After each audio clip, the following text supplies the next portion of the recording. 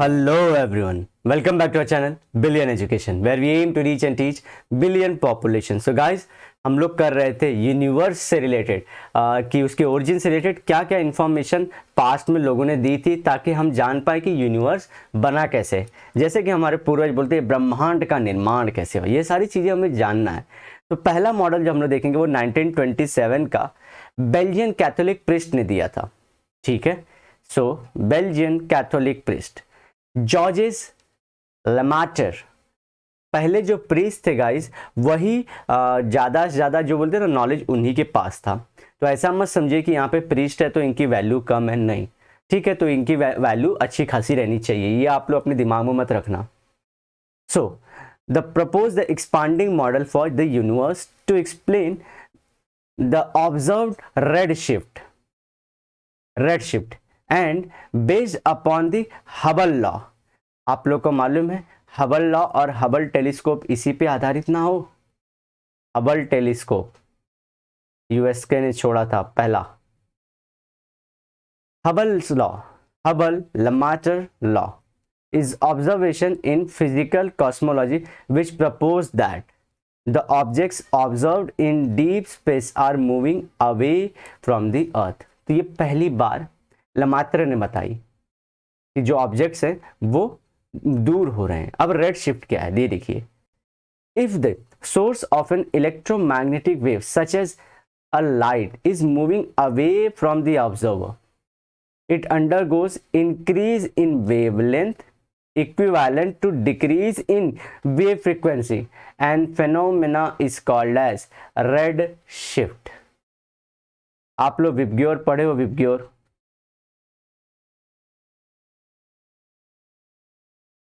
Are, ठीक है। अब आर की तरफ बढ़ रहे हैं, इसे बोलते अगर आर की तरफ बढ़े तो इसे बोलते हैं रेड शिफ्ट।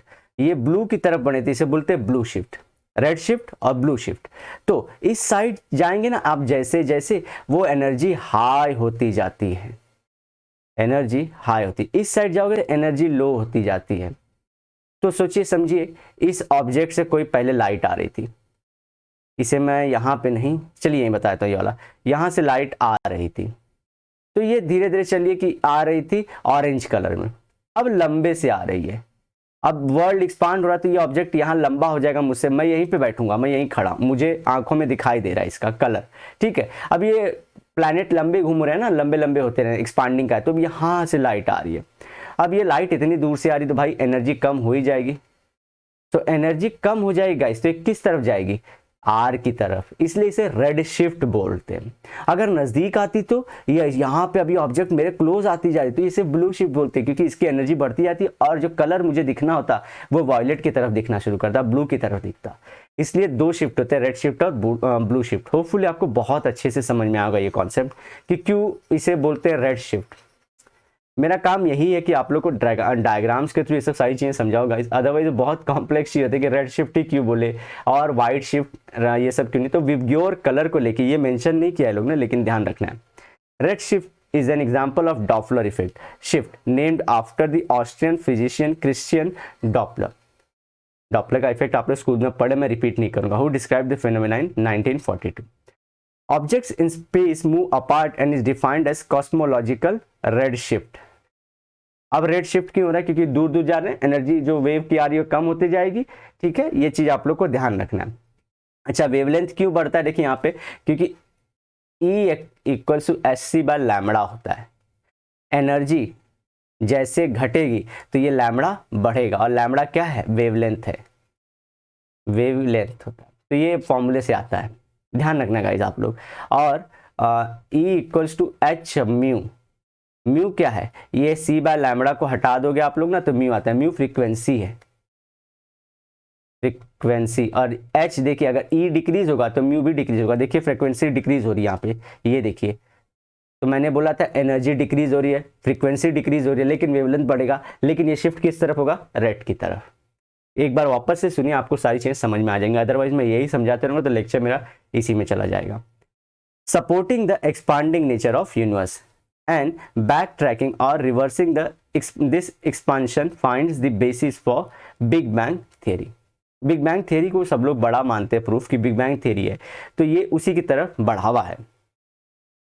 और बिग बैंग स्टार्टिंग में लेकिन क्या बोलता है एक पॉइंट कि सब पहले जमा हुआ, उसके बाद फूटा और एक्सपांड होते रह रहा है।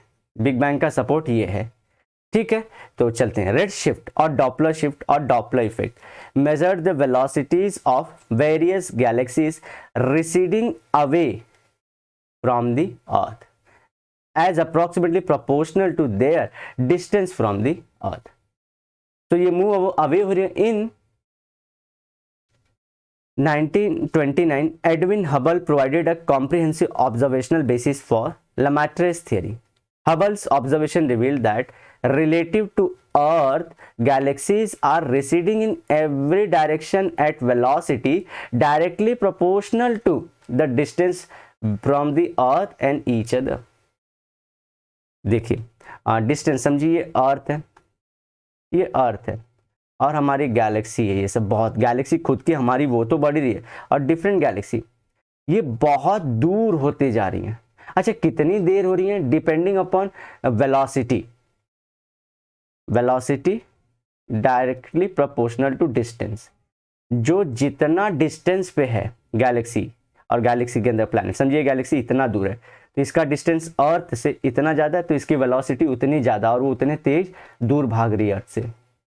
ये समझिए कोई गैलेक्सी नज़दीक में है अर्थ के, तो ये नज़दीक है, डिस्टेंस इसका कम है, तो ये कम वेलोसिटी से दूर हो रही है। दूर सारे हो रहे हैं, लेकिन हम बात कर रहे हैं कौन तेजी से हो रहा है और कौन स्लो हो रहा है, ये बात ध्यान रखना है आपको।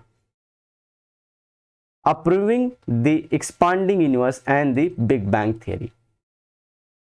अब बिग बैंग थियरी देख लेते हैं। Big bang model is presently the most widely accepted, यही एक्सेप्ट किया गया इसलिए इसका नाम लिया जाता है। An attested theory expanding origin and evolution of the universe, explaining. It states that the universe began as an immensely hot, that is 10 raised to 32 degree Kelvin. Kelvin और आप लोगों को मालूम है केल्विन और डिग्री सेल्सियस ये दो unit है किसके? टेम्परेचर के। टेम्परेचर क्या मेजर करता है? हीट को। ये सब सारी चीजें याद रखिए। So,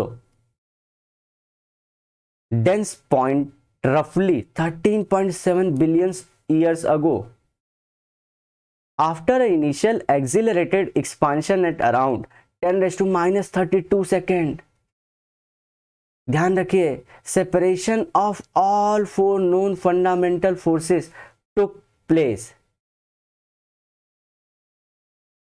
Gravitational force, the weakest but infinite force, दूर तक है लेकिन वीक है। जैसे ये पॉइंट है और इससे इनफाइनाइट दूरी पर भी कोई पॉइंट है, यहाँ पे इन दोनों के बीच में कौन सा फोर्स है? ग्रेविटेशनल। वीक है लेकिन है जरूर। आप लोग को बता दो बिग बैंग की शुरुआत कैसे होती है। बोलते हैं बहुत से छोटे से मास पे ये इतना हाईएस्ट डेंसिटी वाले मास पे हाईएस्ट डेंसिटी हाईएस्ट टेम्परेचर था और ये ब्लास्ट हुआ और विद इन -10⁻32 सेकेंड यूनिवर्स बन गया। सो इतने छोटे से मास पे इतना ज्यादा टेम्परेचर प्रेशर का इफेक्ट था। ये बोलते हैं कि स्टार्ट ऐसे हुआ। सब लोग बोलते हैं बिग बैंग का दूसरा वाला एपिसोड याद रखते हैं कि एक्सपांड हो रहा था, लेकिन पहले ये हुआ, ध्यान रखना आप लोग को। दूसरा, weak nuclear forces, next weakest but short range, नजदीक में था ये, समझिए ये मॉलिक्यूल है तो इसके नजदीक में ये था, ठीक है।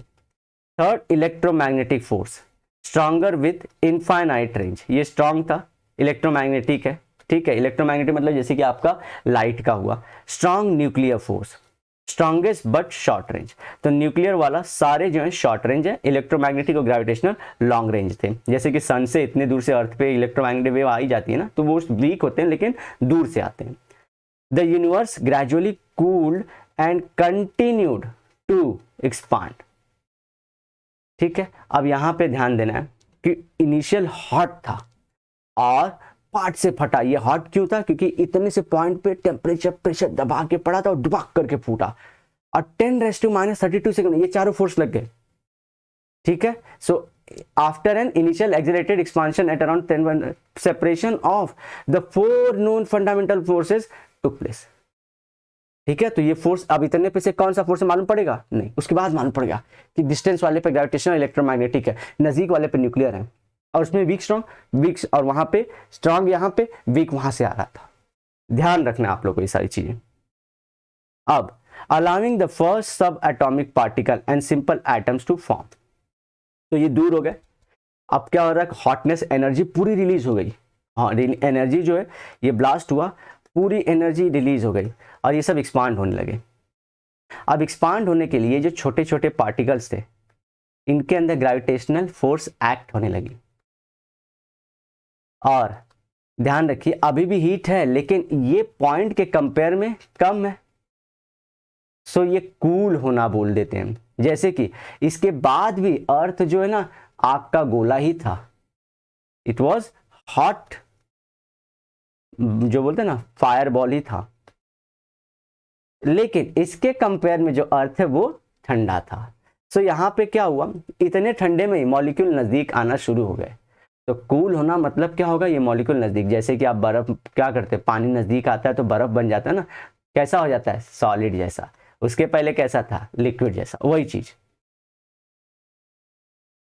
Gathered under the influence of gravity, देखे तो ग्रेविटी के उसमें आने लगे। What is gravity? Gravitational force. अच्छा, जहां पे भी आप लोग ग्रेविटी सिर्फ अर्थ पे नहीं लीजिए, ग्रेविटी एक फोर्स है जो हर जगह है, पूरे यूनिवर्स में ग्रेविटी ही है।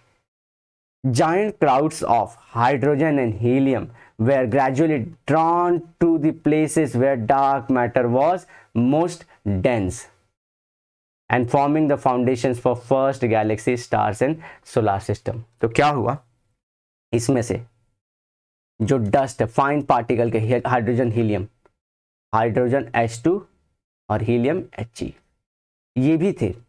ये भी थे। सो नेबुला बना, इसको बोलते हैं डस्ट का एक, जब ये फूटा तो ये जो मैं लाल सा बना गाइस, इसे नेबुला बोलते हैं। अब नेबुला में गैसेस थे, गैस थी और पार्टिकल्स थे। पार्टिकल्स जमा होके प्लैनेट्स बन रहे थे और गैसेस जमा होके स्टार्स बन रहे थे जो चमक रहे थे, क्योंकि H2 + H2 ये सब रिएक्ट हो रहे थे, हीलियम बनाते जा रहा था और इसी बनने के दौरान एनर्जी भी रिलीज कर रहा था। तो ये हीलियम फिर जुड़ रहा था और हीलियम जुड़ते जुड़ते स्ट्रांग होते जा रहा था। तो और आप सन के कोर में देखोगे, सन का कोर में आप लोग को मालूम है कि सन का कोर डेंस है, उसके बाहर यहाँ पे हाइड्रोजन हीलियम गैसेज हैं। ये कैसे अंदर की तरफ? क्योंकि जो गहरी चीज होती है अंदर ही जाती है ना, तो ये क्या हो रहा है, हीलियम, फिर हीलियम वापस हीलियम के पार्टिकल से मिल गया, फिर वापस से और हैवी बनते बनते वो सेंटर में जा रहे हैं। अभी भी हाइड्रोजन हीलियम कहाँ है? और अपने स्टार जो है सन के सरफेस पे हैं। आपको ये सारी चीजें समझ में आनी चाहिए। एक बार रिवाइज कर देता हूँ पूरी चीजें, तो आपको समझ में आएंगी। छोटे से पॉइंट मास पे बहुत सारा टेम्परेचर प्रेशर लगा, ये एक्सपांड हो गया ऐसा बाम करके, तो ये पहले 10⁻32 सेकंड तो एकदम हॉट एनर्जी निकली, उसके बाद फट से चारों फोर्स दिखने लगे, ये अपना काम करने लगे। अच्छा, ये जायंट गैस जो पूरा हुआ था इसे क्या बोले? नेबुला। पहले इतना जगह खाली था पूरा, देखे ना ब्लैक ये जगह देख रहे हो आप लोग, पूरा जो ब्लैक है, ये जगह किसने ऑक्यूपाई लिया? गैस और डस्ट पार्टिकल ने। तो गैसेस जमा होके क्या बन रहे थे? स्टार्स बनते जा रहे थे। और ये गैलेक्सीज के अंदर खुद गैलेक्सीज बन रही है, खुद यूनिवर्स, सब एक साथ हो रहा है, सब एक ही साथ बन रहा है। और जो दूसरे थे पार्टिकल्स जमा होके वो प्लैनेट्स बन रहे थे, और ये प्लैनेट्स को गाइड खुद ये जो सन जैसा है ना स्टार, वो गाइड कर रहा था, और ये अपने ग्रेविटेशनल इसके अंदर खींचने लगा इनको। और आप देखोगे कि इसीलिए हम भी इसके अराउंड घूम रहे हैं। सोचिए, और ये गैलेक्सी भी साथ में बन रही थी, यहाँ पे गैलेक्सी के अंदर सन बन रहा है, सन के अराउंड प्लैनेट्स बन रहे हैं, सब अपने अपने फोर्सेज लगा रहे हैं, और आज जो हम सिस्टम देख रहे हैं वो स्टैब्लिश हो गया।